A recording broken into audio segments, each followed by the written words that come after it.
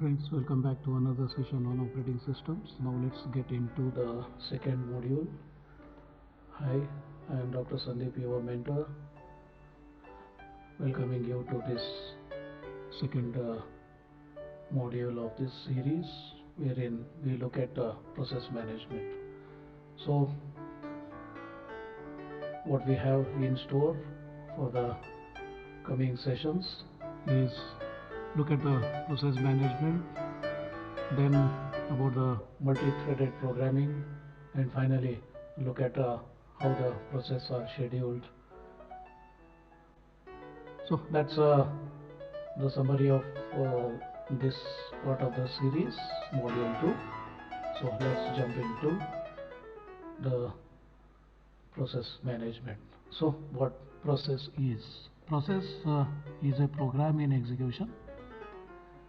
We do have programs that are written to serve some purpose using some programming language, and as long as this program is there on the secondary memory, it's just a program, it's a text. It becomes active, live, the moment it is loaded onto the main memory, and once it is in the main memory, then it can be executed by the processor, and hence the program, once it is loaded onto the main memory, it becomes a process. So we can say a program in execution is a process. It forms the basis for all the computation, and a process consists of a code. That's a program. That's a textual part, what we call a program, written in some programming language, is dumped onto the main memory. That's one part. Then we have a program counter.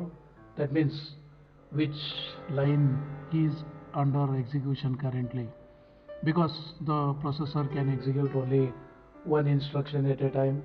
Therefore we need to keep track of which instruction is being executed currently and what is the next instruction to be executed.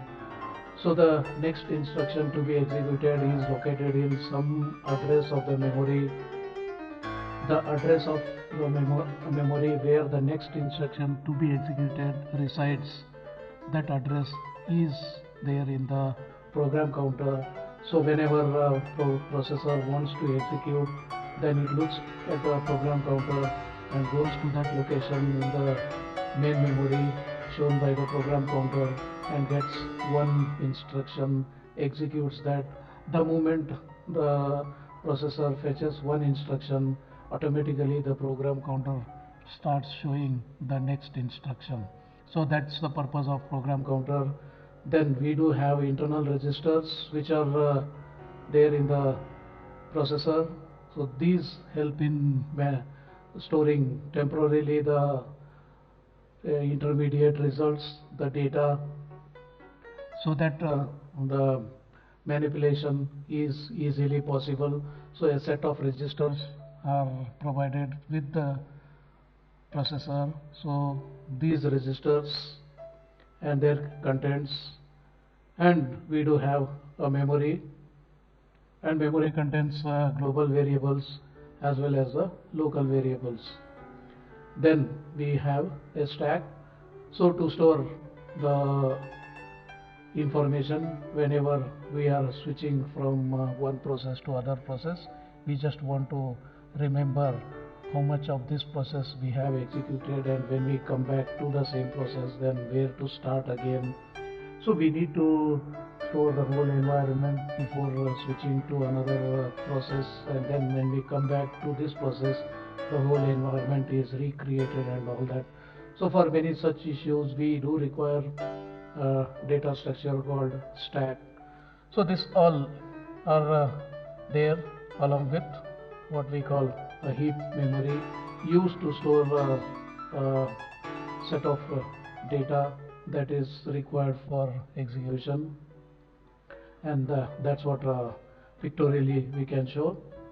Here what we call text is the code of the program.